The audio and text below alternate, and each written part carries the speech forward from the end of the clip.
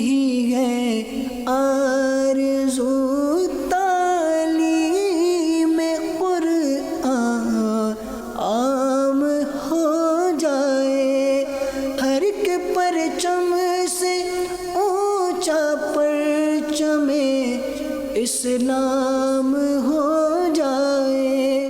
الحمدللہ رب العالمین والصلاة والسلام علی سید المرسلین، اما بعد فاعوذ باللہ من الشیطان الرجیم، بسم اللہ الرحمن الرحیم، والصلاة والسلام علیک یا رسول اللہ وعلی آلک واصحابک یا حبیب اللہ، الصلاة والسلام علیک یا نبی اللہ وعلی آلک واصحابک یا نور اللہ۔ مدنی چینل کے ناظرین، پروگرام قرآنی صورتوں کے تعارف میں آپ کو خوش آمدید کہتے ہیں۔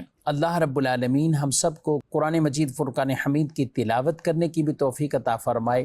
قرآن پڑھنا بلا شبہ یہ بہت بڑا اجر اور ثواب کا کام ہے، چاہے کوئی سمجھ کر پڑھ رہا ہو یا بغیر سمجھے پڑھ رہا ہو۔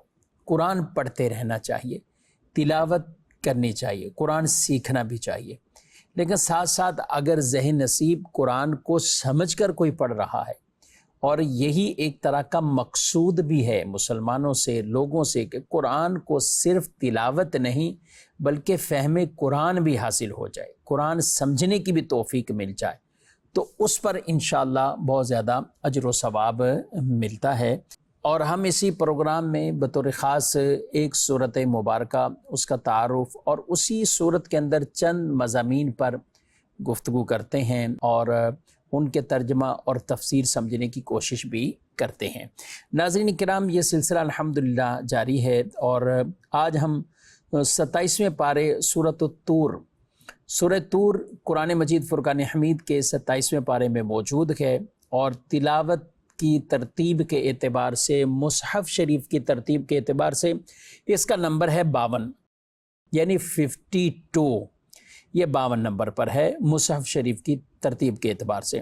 یہ نزول کی ترتیب اور مصحف شریف کی ترتیب ہم بارہا عرض کر چکے ہیں کہ حسب حال قرآن مجید یہ نازل ہوتا گیا، اس وقت کی جو تقاضا تھا تو اس کے مطابق آیات کو اللہ پاک نے نازل فرمایا، تو ترتیب نزول یہ آگے پیچھے ہے، لیکن جو ترتیب تلاوت، ترتیب مصحف، ترتیب قرآن، یہ جو ہمارے پاس قرآن مجید موجود ہے، یہ وہی ترتیب ہے جو لوح محفوظ پر ترتیب موجود ہے، اور رسول اللہ صلی اللہ علیہ وسلم اس کی یوں ہی تلقین فرماتے اور اسے بتا دیتے کہ اس کو فلاں آیت کے ساتھ رکھو، اس کو فلاں صورت کے ساتھ رکھو، تو یوں صحابہ کرام نے اسے یاد رکھا اور اسی ترتیب پر قرآن کو جمع بھی کیا گیا۔ سورہ طور مکہ مکرمہ میں نازل ہوئی، یعنی مکی صورت ہے۔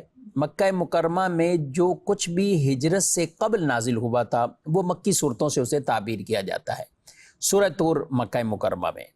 اور یہ صورت اور جو صورتیں مکہ مکرمہ میں نازل ہوئی ہیں ان کے اندر ہم دیکھتے ہیں بکثرت ان کے مضامین پر جب گفتگو کرتے ہیں تو ان کے اندر توحید، رسالت، نبوت، آخرت، قبر، حشر اور اس طرح کے کئی چیزوں کے بیانات موجود ہیں۔ جہاں اللہ پاک کی توحید کا بیان ہے تو وہاں شرک کی مذمت ہے، انبیاء کرام علیہ السلام کے واقعات اور ساتھ ساتھ پیارے نبی صلی اللہ علیہ وسلم کی نبوت اور رسالت کا بیان ان مکی صورتوں میں بکثرت موجود ہوتا ہے۔ سورہ طور کو طور اس وجہ سے کہ یہ ایک پہاڑ کا نام ہے، اور اللہ پاک نے اس پہاڑ کی قسم کو ارشاد فرمایا ہے، اور اسی مناسبت سے اس سورہ مبارکہ کا نام سورہ طور وہ رکھا گیا۔ ام المومنین ام سلمہ رضی اللہ تعالی عنہا آپ فرماتی ہیں کہ میں نے حضور اقدس صلی اللہ علیہ وسلم سے اپنی بیماری سے متعلق کچھ شکایت کی۔ یہ جب حرم شریف میں تھیں اور وہاں پر طواف بھی کرنا تھا، تو انہوں نے اپنی بیماری کے حوالے سے حضور علیہ السلام سے پوچھا، تو آپ صلی اللہ علیہ وسلم نے ارشاد فرمایا تم سوار ہو کر لوگوں کے پیچھے سے طواف کر لو۔ جن کے لیے عذر ہیں اور جن کو رخصت ہوتی ہے شرعاً، ایسا کوئی بیمار ہے، کمزور ہے، ضعیف ہے، چلنے کی طاقت نہیں ہے، تو انہیں کیا کہا جاتا ہے کہ وہ سواری پر طواف کر لیں۔ تو اس زمانے میں سواری پہ طواف کیا جاتا تھا، تو آپ صلی اللہ علیہ وسلم نے انہیں فرمایا کہ تم لوگوں کے پیچھے، یعنی سواری تاکہ اس سے لوگوں کو بھی کوئی تکلیف نہ پہنچے کہ تم اس طرح طواف کر لو۔ تو آپ فرماتی کہ پھر سواری پر طواف کیا تو حضور صلی اللہ علیہ وسلم بیت اللہ کی طرف رخ کر کے نماز پڑھ رہے تھے اور آپ صلی اللہ علیہ وسلم نے نماز میں سورہ طور کی تلاوت فرمائی۔ سبحان اللہ، نبی پاک علیہ السلام کا یہ انداز تھا، مختلف صورتوں کو مختلف مقامات کے اعتبار سے بھی آپ پڑھا کرتے تھے۔ تو اس میں ایک انداز یہ بھی کہ آپ نے حرم شریف میں ہیں اور خاص آپ طواف بھی ادا فرمایا ہے، طواف بھی کیا، اور اس کے بعد جو نماز ہے اس میں آپ سورہ طور کو آپ نے تلاوت فرمایا ہے۔ ایک اور حدیث ہے، حضرت جبیر بن مطعم رضی اللہ تعالی عنہ فرماتے ہیں کہ میں نے مغرب کی نماز نبی کریم علیہ السلام کے پیچھے پڑھی تو میں نے حضور علیہ السلام سے سورہ طور کی تلاوت سنی۔ تو بڑھتے ہیں ناظرین، اس کے مختلف آیات مبارکہ اور ان کے کچھ پس منظر پر بھی گفتگو کریں گے۔ اللہ پاک ارشاد فرماتا ہے، بسم اللہ الرحمن الرحیم، والطور وکتاب مسطور فی رق منشور والبیت المعمور والسقف المرفوع والبحر المسجور۔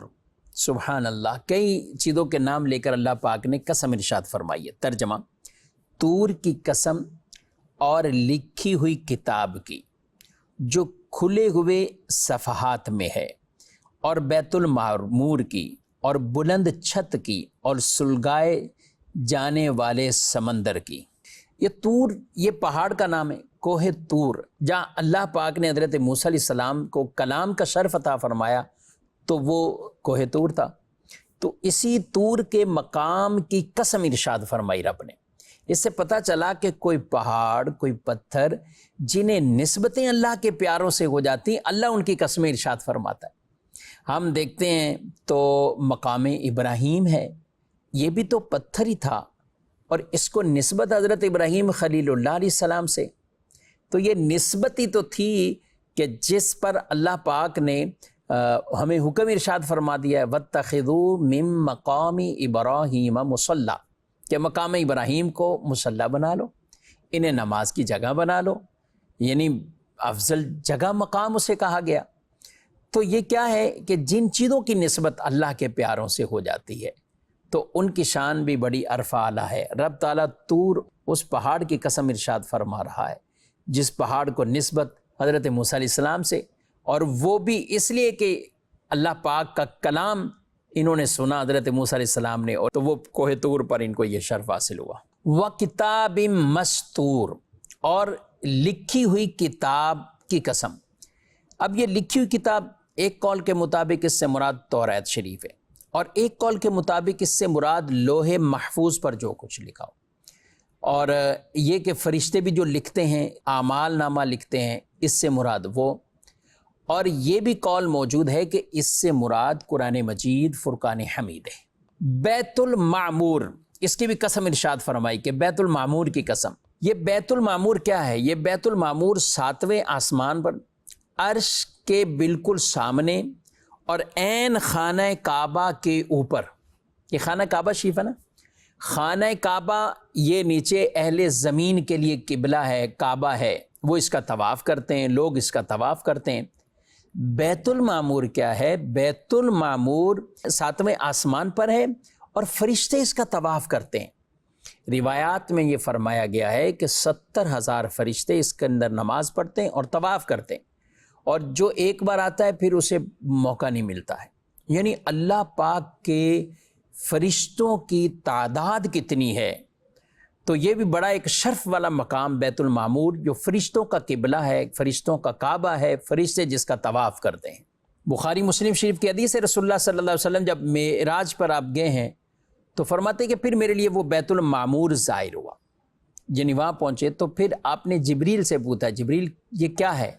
تو انہوں نے کہا کہ یہ بیت المعمور ہے، اور یہاں 70,000 فرشتے آ کر نماز پڑھتے ہیں اور پڑھ کر نکل جاتے ہیں، پھر کبھی ان کی باری نہیں آتی۔ یعنی اللہ کے فرشتوں کی تعداد بھی سبحان اللہ اتنی۔ تو اس بیت المعمور کی قسم یہ قرآن میں ارشاد فرمائی۔ آگے فرمایا وَالسَّقْفِ الْمَرْفُوعِ، اور بلند کی ہوئی چھت کی قسم۔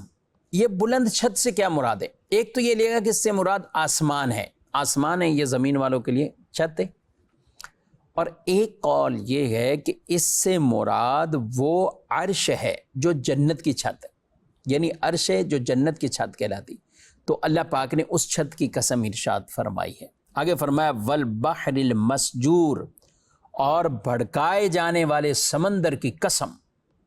اور یہ اس کو کیوں کہا بھڑکائے جانے والے؟ آپ جانتے ہیں دنیا کے اندر زیادہ حصہ وہ تری کا ہے، خشکی سے زیادہ تری کا ہے، سمندری حصہ زیادہ ہے دنیا بھر کی جو زمین۔ تو قیامت کے دن جب آئے گا نا تو اس سمندروں کو ان کو آگ بنا دیا جائے گا، یعنی بھڑکا دیا جائے گا، اور اس کے بھڑکانے پر وہ جہنم کی آگ جو ہے اس میں مزید اضافہ ہو جائے گا، زیادتی ہو جائے گی۔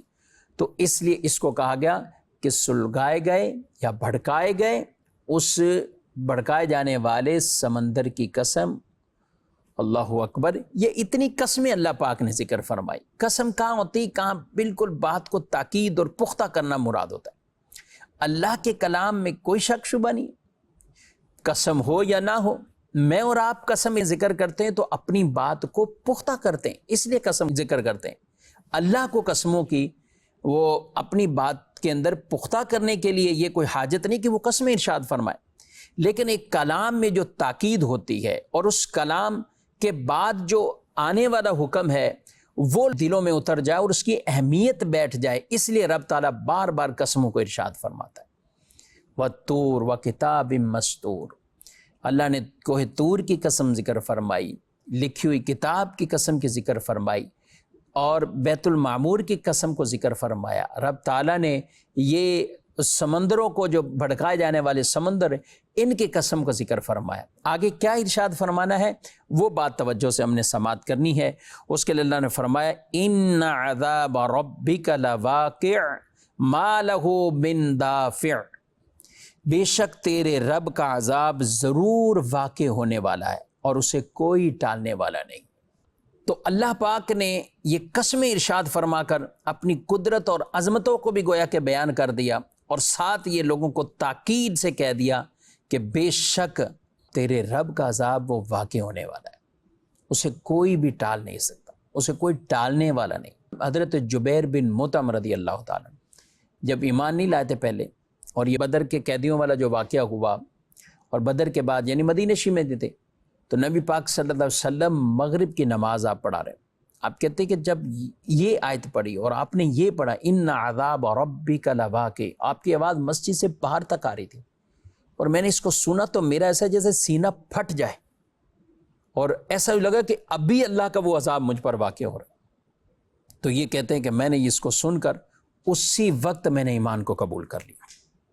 حضرت عمر رضی اللہ تعالیٰ عنہ یہ آیتیں پڑھتے تھے ان عذاب ربک لواقع، تو سانس جو ہے وہ پھول گیا، یہاں تک کہ 20 دن تک پھر یہی کیفیت رہی کہ جب یہ تلاوت کرتے سانس پھول جاتا۔ جنت دوزخ سب حق ہے، پل صراط حق ہے، قبر کا حساب کتاب حق ہے، یہ سارے مراحل یہ سب حق ہے، یعنی یہ ثابت ہے۔ لہذا مسلمان کا عقیدہ یہی ہونا چاہیے، یہ نہیں کہ مر گئے تو ختم سب کچھ، نہیں، مریں گے تو حساب کتاب بھی ہے، جواب بھی دینا پڑے گا، یہ سب کچھ ہمیں کرنا پڑے گا۔ اللہ پاک اپنی رحمت کی نظر فرمائے اور ہمیں ایسے کام کرنے کی توفیق دے کہ جو جنت میں لے جانے والے ہوں، اور ایسے کاموں سے بچائے کہ جو عذاب کا ذریعہ بن جائے، عذاب کا ذریعہ بن جانے والے کام ہیں، اللہ اس سے ہمیں محفوظ رکھے، بچائے، اللہ نیکی کی توفیق دے۔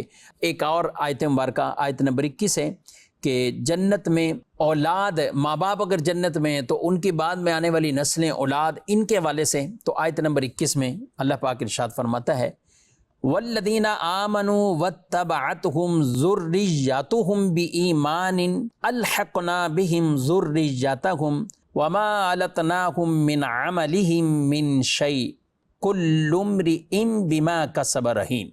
ترجمہ، اور جو لوگ ایمان لائے اور ان کی جس اولاد نے ایمان کے ساتھ ان کی پیروی کی تو ہم نے ان کی اولاد کو ان کے ساتھ ملا دیا، اور ان یعنی والدین کے عمل میں سے کچھ کمی نہیں کی۔ ہر آدمی اپنے اعمال میں گروی ہے۔ سبحان اللہ، کتنا خوبصورت اللہ کا فرمان جو ایمان لائے اور ان کی اولاد نے پیروی کی ایمان لانے میں، تو ان کے ساتھ ان کو ملا دیں گے۔ ہوگا یہ کہ جنت میں والدین اگر پہنچے ہوئے ہیں، آباء و اجداد پہنچے ہوئے ہیں، اگرچہ ان کا درجہ اپنے نیک اعمال کی وجہ سے بہت بلند ہوگا، لیکن اللہ اپنے فضل سے ان کی اولادوں کو بھی ملا دے گا۔ تو اس سے پتہ چلا کہ نیکوں کا فائدہ دوسروں کو کتنا ملتا ہے، نیک لوگوں کا۔ جب والدین نیک ہو تو یہ مل رہا ہے، تو جو اللہ کے پیارے بندے ہیں، اللہ کے نیک بندے ہیں، اولیاء ہیں، حضرات صحابہ کرام ہیں، حضرات انبیاء کرام ہیں، اللہ پاک ان کی وجہ سے بھی کئیوں کو یہ عطا فرمائے گا۔ تو یہ ہے وسیلہ بن جانا، ایک کا دوسرے کے لیے وسیلہ بننا۔ آباء و اجداد نیک ہو، اولاد کو دنیا میں بھی فائدہ ملتا ہے۔ جی ہاں، وَكَانَ أَبُوهُمَا صَالِحًا، 16ویں پارے میں اللہ پاک نے کیا فرمایا؟ وہ جو 2 یتیم بچے تھے جن کا مال وہاں اندر تھا اور دیوار گر رہی تھی، تو حضرت خضر علیہ السلام کو حکم ہوا تو دیوار سیدھی کر دی۔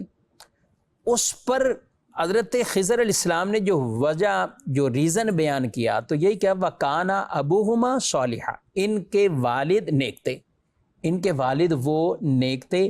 یہ ایک ذریعہ اور سبب ان کی نیکی بن گئی کہ بعد والوں کا مال اللہ پاک نے محفوظ رکھا۔ اچھا، وہ کوئی ان کے والد نہیں، بلکہ تفاسیر میں کئی پشت اوپر تک تھے، بعض جگہ 7 8 مختلف پشتیں بیان کی، یعنی باپ دادا نہیں تھے بلکہ اوپر کے آباء و اجداد میں سے کسی کی نیکی ہے، بعد میں آنے والی کی نسلوں کو بھی اللہ یہ برکتیں عطا فرما رہا ہے۔ آگے مزید آیت نمبر 25 تا 28، جس میں جنتی انہیں جو نعمتیں عطا ہوئی ہیں تو وہ آپس میں ایک دوسرے سے کچھ سوال کریں گے۔ وہ کیا کریں گے؟ اللہ پاک فرماتا ہے وَأَقْبَلَ بَعْضُهُمْ عَلَى بَعْضٍ يَتَسَاءَلُونَ قَالُوا إِنَّا كُنَّا قَبْلُ فِي أَهْلِنَا مُشْفِقِينَ فَمَنَّ اللَّهُ عَلَيْنَا وَوَقَانَا عَذَابَ السَّمُومِ إِنَّا كُنَّا مِن قَبْلُ نَدْعُوهُ إِنَّهُ هُوَ الْبَرُّ الرَّحِيمُ۔ ترجمہ، اور آپس میں سوال کرتے ہوئے ایک دوسرے کی طرف متوجہ ہوں گے، کہیں گے بے شک ہم اس سے پہلے اپنے گھر والوں میں ڈرنے والے تھے، تو اللہ نے ہم پر احسان کیا اور ہمیں جہنم کی سخت گرم حواس کے عذاب سے بچا لیا۔ بے شک ہم اس سے پہلے دنیا میں اللہ کی عبادت کرتے تھے، بے شک وہی احسان فرمانے والا مہربان ہے۔ خلاصہ آیت مبارکہ کا یہ کہ اہل جنت جنت میں ایک دوسرے سے سوال کریں گے، تم کیا کرتے تھے، تم کیا کرتے تھے، تو وہ بتائیں گے کہ ہم تو اپنے جب اہل میں تھے، گھر میں تھے، تو ہم اس وقت بھی اللہ کی عبادت کرتے تھے اور ڈرتے تھے۔ یعنی پہلے تو وہ خود بھی سہمے ہوئے ہوں گے، ڈرے ہوئے ہوں گے، لیکن جب اللہ اپنی رحمت سے جنت میں انہیں داخلہ عطا فرمائے، کیونکہ رب تعالیٰ اگر کوئی گرفت فرمائے تو ایک چھوٹی سی چھوٹی بات پر بھی گرفت فرما دے، اور اگر اللہ اپنی رحمت سے معاف فرما دے تو بڑے بڑے جرم بھی معاف فرما دے گا۔ انسان کو نہ بے باک ہو جانا چاہیے کہ وہ ہر طرح کے جری بن کر جرم کرتا رہے، اور نہ ہی رحمت سے مایوس ہونا چاہیے۔ یعنی خوف اور امید دونوں کے بیچ والی ایک کیفیت اس کے اندر ہونی چاہیے کہ کہیں اس پر نہ پکڑا جاؤں، کہیں اس پر نہ پکڑا جاؤں۔ جو نیکوکار لوگ تھے وہ بھی اس بات پر ڈرتے تھے کہ ہم جو دنیا میں سوتے رہے یا یہ جو وقت گزارا ہے، کہیں اس پر ہی ہماری گرفت نہ ہو جائے۔ یعنی ان کو یہ بھی رہتا تھا کہیں اس پر بھی ہماری گرفت نہ ہو جائے، پکڑ نہ ہو جائے۔ تو اس لیے ناظرین کرام، اللہ پاک سے ڈرتے بھی رہنا چاہیے اور نیک اعمال کرتے رہیں جو جنت میں لے جانے والے۔ تو اہل جنت جنت سے جب پوچھیں گے تو وہ ان کو بتائیں گے ہم یہ کرتے تھے، ہم یہ کرتے تھے، ہم یہ کرتے تھے۔ اور پھر کیا ہے، اللہ پاک نے ہم پہ کرم کیا، ہمیں جہنم کی گرم ہوا سے بچا لیا۔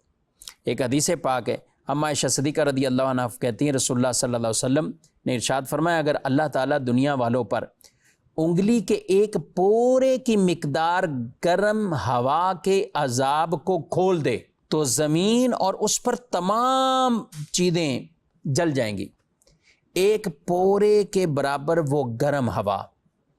آج کئی لوگ جہنم کا معاذ اللہ توہین، اہانت، مذاق اور مذاق مسخری میں ویسے کلمات کہے جاتے ہیں کہ جہنم میں بھی گئے تو کیا ہوگا، سہ لیں گے، دیکھ لیں گے، نعوذ باللہ من ذالک۔ ایک لمحے کے برابر بھی ہمارے اندر سکت نہیں ہے کہ ہم وہ عذاب برداشت کر سکیں۔ اللہ سے پناہ مانگنی چاہیے، جری نہیں ہونا چاہیے۔ اما عائشہ صدیقہ رضی اللہ تعالیٰ عنہ ایک مرتبہ اس آیت کو فمن اللہ علینا ووقانا عذاب السموم، آپ نے اس آیت کو پڑھا تو پھر خوف کی وجہ سے یہ دعا مانگی، اللہم من علینا وقنا عذاب السموم انک انت البر الرحیم، اے اللہ ہم پر احسان فرما، ہمیں گرم ہوا کے عذاب سے بچا لے، بے شک تو ہی احسان فرمانے والا مہربان ہے۔ اللہ پاک ہمیں بھی عذاب سے محفوظ رکھے۔ آگے ایک اور آیت مبارکہ اللہ پاک نے فرمایا وَاصْبِرْ لِحُکْمِ رَبِّكَ فَإِنَّكَ بِأَعْيُنِنَا وَسَبِّحْ بِحَمْدِ رَبِّكَ حِينَ تَقُومُ وَمِنَ اللَّيْلِ فَسَبِّحْهُ وَإِدْبَارَ النُّجُومِ، اے محبوب تم اپنے رب کے حکم پر ٹھہرے رہو کہ بے شک تم ہماری نگاہوں میں ہو، یعنی ہماری حفاظت میں ہو، اور اپنے قیام کے وقت اپنے رب کی تعریف کرتے ہوئے پاکی بیان کرو،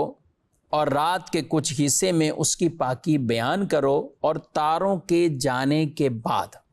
یہ اللہ پاک نے اپنے پیارے حبیب علیہ السلام کو ایک تسلی بھی دی اور کہا کہ آپ، کیونکہ مشرکین کو طرح طرح کے اعتراضات کے جب جوابات دیے گئے اور انہیں بار بار سمجھایا گیا لیکن پھر بھی وہ کفر اور شرک پر ڈٹے رہے، تو حضور صلی اللہ علیہ وسلم وہ قلب مبارک پر ملال، تکلیف، افسردگی کہ یہ کیوں نہیں مسلمان ہوئے، تو پھر اللہ پاک نے اپنے محبوب صلی اللہ علیہ وسلم کو تسلی دی کہ آپ اپنے رب کے احکامات پر آپ قائم رہیے، صبر کیجئے، استقامت اختیار کیجئے۔ آقا صلی اللہ علیہ وسلم کو اللہ پاک نے فرمایا تو یہ رہتی دنیا قیامت تک کے لوگوں کے لیے یہ احکامات کہ بعض اوقات آدمی تھوڑی تھوڑی چھوٹی چھوٹی باتوں پر وہ پھر افسردہ ہو کر دین کے معاملات کو چھوڑ دیتا ہے، یا کہنا چھوڑ دیتا ہے، یا وہ تبلیغ چھوڑ دیتا ہے، واعظ نصیحت چھوڑ دیتا ہے۔ نہیں، بس آپ اس پہ ڈٹے رہیں اور اللہ کی تسبیح بیان کریں صبح و شام۔ یہ پیارے نبی صلی اللہ علیہ وسلم کے ہم معمولات پڑھتے ہیں، سبحان اللہ، بستر پر آئیں تو بھی دعا، ستاروں کو دیکھیں تو بھی کچھ اللہ کا ذکر کرتے، گھر سے باہر جائیں اللہ کا ذکر، مسجد میں جائیں اللہ کا ذکر۔ تو یہ ذکر ہی جو نبی پاک صلی اللہ علیہ وسلم بکثرت بجا لاتے تھے، کیونکہ اللہ پاک نے قرآن پاک میں کئی جگہوں پہ ارشاد فرمایا کہ اللہ کا کثرت کے ساتھ تم ذکر کرو۔ اب یہ قیام کے وقت جو ارشاد فرمایا تو اس سے مختلف اقوال بیان کیے گئے، نماز کے لیے جب کھڑے ہوں تو ذکر کرو، کسی مجلس میں بیٹھے ہیں تو کھڑے ہوں تو ذکر کرو، مختلف اور بھی اس کے معنی کو بیان کیا گیا۔ ایک مرتبہ اما عائشہ صدیقہ رضی اللہ تعالیٰ عنہ سے کسی نے سوال کر لیا، کہا کہ رسول اللہ صلی اللہ علیہ وسلم کس طرح اپنی رات کی نماز شروع فرماتے ہیں؟ حضور رات کی نماز کس طرح شروع فرماتے ہیں؟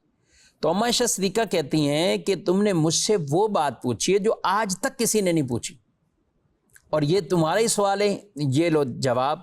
رسول اللہ صلی اللہ علیہ وسلم جب نماز کے لیے کھڑے ہوتے تو 10 مرتبہ اللہ اکبر اللہ اکبر اللہ اکبر، یعنی یہ ذکر کرتے، 10 مرتبہ الحمدللہ الحمدللہ الحمدللہ، 10 مرتبہ سبحان اللہ سبحان اللہ سبحان اللہ، 10 مرتبہ یہ کہتے، 10 مرتبہ لا الہ الا اللہ لا الہ الا اللہ، 10 مرتبہ استغفر اللہ استغفر اللہ، یعنی یہ آپ کہتے اور پھر آپ دعا مانگتے، اللہم اغفر لی واہدنی وارزقنی وعافنی، اے اللہ مجھے بخش دے اور مجھے ہدایت عطا فرما، مجھے رزق دے اور مجھے عافیت عطا فرما۔ یہ آپ صلی اللہ علیہ وسلم پھر دعا مانگا کرتے، یہ بھی تعلیم امت ہے۔ نبی پاک علیہ السلام ایک دن میں 70 بار اور بعض روایات کے مطابق 100 مرتبہ استغفار کرتے تھے، اور آپ ذرا غور کریں ناظرین کرام، یہ رات کی نماز پوچھا جا رہا ہے، یعنی اس وقت بھی آپ صلی اللہ علیہ وسلم یہ 10 بار اللہ اکبر الحمدللہ لا الہ الا اللہ استغفر اللہ، یہ 10 بار پڑھتے ہیں۔ اب نماز شروع فرما رہے ہیں، نماز سے پہلے بھی ذکر ہے، نماز کے بعد بھی ذکر ہے۔ دے نصیب ہماری ایسی عادتیں بن جائے اور ہم بھی یوں وہ اللہ کا ذکر بھی کریں اور پھر ساتھ دعا مانگیں، اور اپنی مغفرت کی دعا، ہدایت جو ملی ہوئی اس پر استقامت کی دعا، عافیت کی دعا، عافیت کی دعا ہر وقت ہمیں مانگتے رہنا چاہیے۔ اللہ پاک ہم سب کو ان پر عمل کی توفیق دے۔ سورہ طور اور اس کی کچھ آیات مبارکہ کا خلاصہ آپ نے سماعت کیا ہے۔ اللہ رب العالمین ہم سب کو قرآن پاک کا فہم عطا فرمائے اور قرآن سمجھنے کی بھی توفیق دے، قرآن پڑھنے کی بھی توفیق دے، اور قرآن کے مطابق ہمیں اپنی زندگیاں گزارنے کی توفیق عطا فرمائے۔ آمین بجاہ النبی الامین صلی اللہ علیہ وسلم۔ یہی ہے آرزو تعلیم